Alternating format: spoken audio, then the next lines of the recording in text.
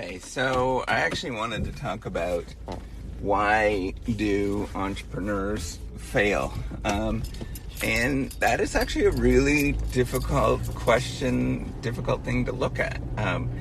And, you know, that there is, and the reason is that you pretty much assume that it's easier to fail and there's more reasons to fail than it is to succeed in an entrepreneurial environment. And I actually want to talk about that. So if you don't know me, I'm Professor Dave Massack. I'm Associate Professor of Innovation Strategy and Entrepreneurship. And I created this whole reciprocity project to give back as much as I possibly can. There's so many people that help me out that I wanted to pay the favor for it to help you out. So, why do entrepreneurs fail?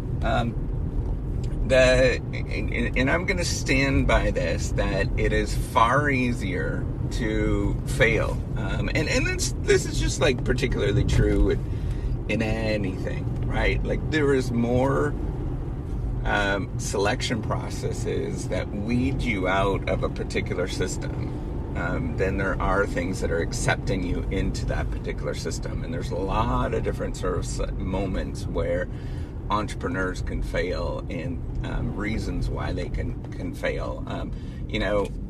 Broadly speaking, the field of entrepreneurship is looking at why they succeed and why entrepreneurs do what they do and why do they succeed, and then what is the factors that lead them to success. And that's an easier problem because that is defined much more narrowly. That's because the reasons, the factors for why failure occurs is infinite, but the reason why something actually happens is defined. It is narrowly defined of why that actually that occurs. And it's just basically thinking about why what are all the reasons, factors why something doesn't happen is very, very daunting. It's an infinite number. Your selection is infinite, but the reasons why something happens, there's only there's only certain sort of factors and interacting factors of the reason why that actually does happen, and that's a tricky problem to solve. But what I can say in terms of why they fail, there is there's sort of macro and micro factors on why they fail, and we know that the macro factors, sort of the nations that you start up a business, there's real strong evidence. The nations, the geographic region, even going down to the network that you have, the collective network that you have, like all of these sort of macro factors that are related to geographic region or your position within society or within industry is extremely important to the outcome of your success or the outcomes that you actually get as an entrepreneur. Going down to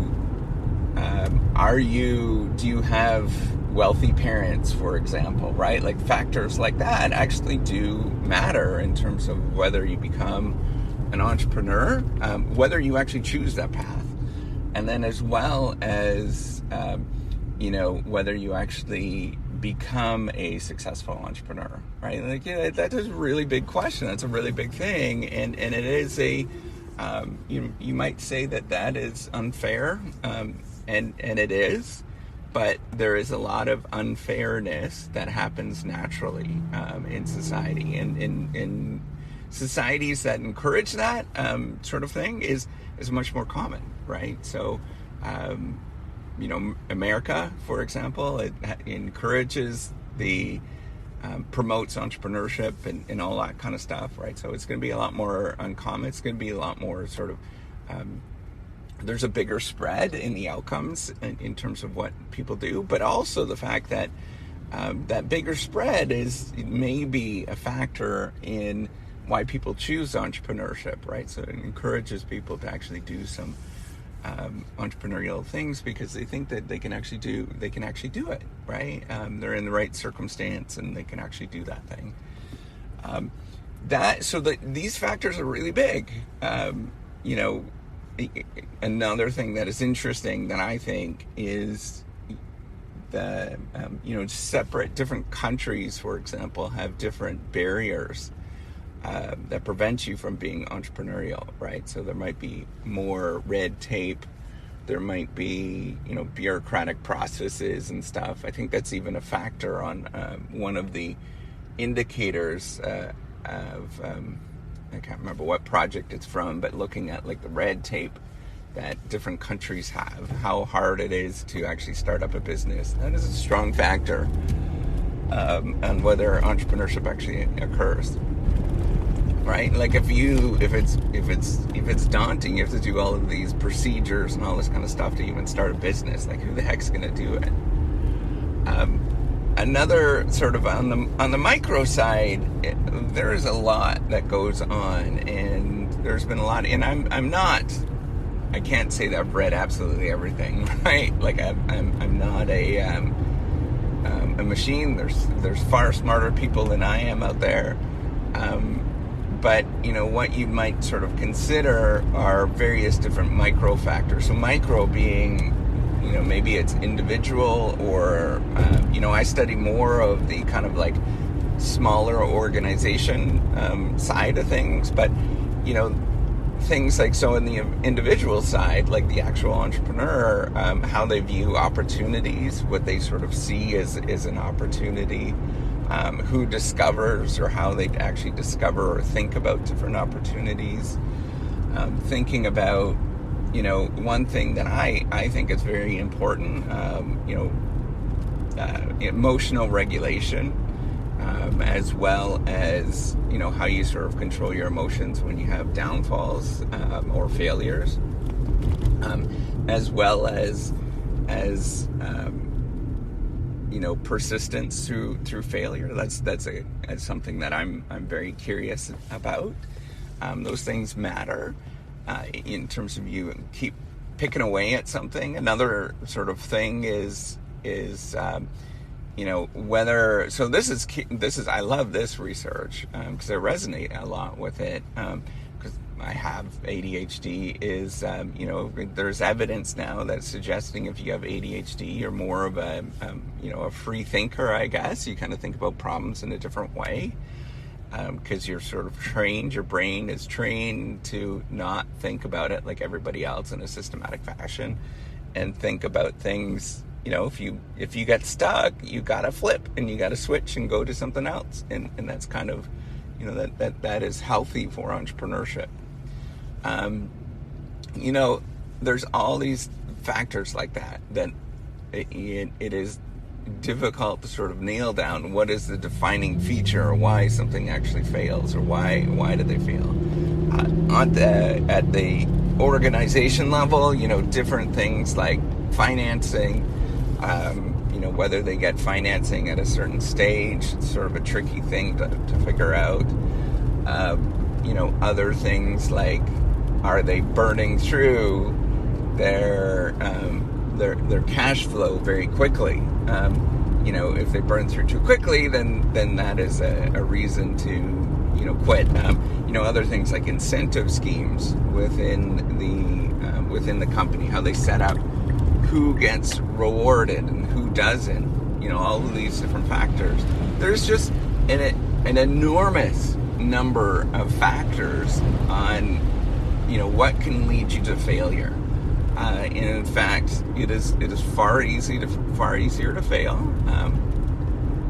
That this is one of the factors that everybody sort of looks at. I can't remember what the number is. I think it's like 6 out of 7 businesses after 7 years have failed, or something like that. I can't remember the exact number, but you can look that up. So just, the vast majority. And the reason is that there is a lot of, it's just tricky, and it's very difficult. And that's why I am trying to teach people, and I'm trying to, target a larger, broader audience, because I think like focusing on the mean is sort of a healthy way to encourage people to do these kind of things, and so that's an important thing. And I'm trying not to. I don't want to, target. I want to target. My goal is to, if you're running, a popsicle stand, if you're running a hot dog stand, that you pick up this podcast or you watch a couple of my YouTube things or whatever, and you're like, oh, I could do that. I could do this thing, right? And you'll get some insight from that. So the mean is really important, thinking about like the average person, because there's already enough information out there to target a larger audience, or sort of the elites out there. They already get good training, and then the other thing is, knowing that it's largely about persistence, largely about doing things pretty, somewhat systematically, but not like getting overwhelmed with that, right? And the more that you think about how you can systematize things, I guess, and then, work on that. But the key is knowing the right systems, all that kind of stuff. So it's really tricky. But the big thing is just keep plugging away. Keep not losing faith in yourself. Just know that tomorrow's another day. You got to get up, get going, try another day, try another thing. Keep doing that. Keep going. You get, say, your business that you're working on is very sales driven, in the sense that you gotta like go and do personal sales. Well, you knock on 50 doors today and they all reject you. Well, then you think about, okay, what's going on here? What can I change tomorrow that can target, that allows me to get a little further with the conversation, right? So is it my greeting? Is it the way I'm dressed? So then change that tomorrow, right? You get another 50 rejects tomorrow. Okay, so I changed, the way that I dress, but I got in the door. I was able to carry on a conversation. Well, then, what is it that I can get them to do? I actually want to, be more personable, right? Try to resonate with what they're thinking at this moment. So then I switch that, and as you build this, you start to realize that, yeah, it's incremental. So, you might get, in 3 weeks, you might get rejected 50 rejects a day, which is a lot, right? Like, think about this, right? You're looking at a lot of rejection. So most people are going to give up, and most people are going to say, what the heck am I doing? But then after those 3 weeks, you start getting one or two, yeah, okay, I'll do it, right? Like 1 or 2 yeses. So then you just ratchet it up. You figure out what it is. You keep doing it. You keep building, and you keep repeating over and over and over again. Can't be afraid to keep persisting at it, even though that you're experiencing those negative setbacks. That is going to be that to me is the one thing that you can change, and it's the one thing that matters a lot, is knowing it's a long game. There is a lot to it, not to beat yourself up, and you repeatedly keep getting rejections. It's the same as graduate school that I keep talking about. You get rejections upon rejections upon rejections over and over and over again, but you just got to keep going. People are gonna criticize you. People are gonna tell you that you're dumb, like everything you could ever imagine, right? Like, or they just, the dominant response is just nobody cares. You'll send emails like crazy, right, to everybody about this thing, and you'll just get like a great big fat nothing. Nobody ever responds, right? That's just their polite way of saying I'm not interested. But then you figure it out, right? Like, you keep going, you figure it out. So that's the key thing that I think personally, all of these different factors, it really is just getting up, getting going, getting up and getting going every day. Despite all of this, the possible ways that you can fail. So with that, that's all I wanted to talk about. Have a good one. Take care. And we'll see you on the next pod. Leave me a comment if you like this. All right. Bye.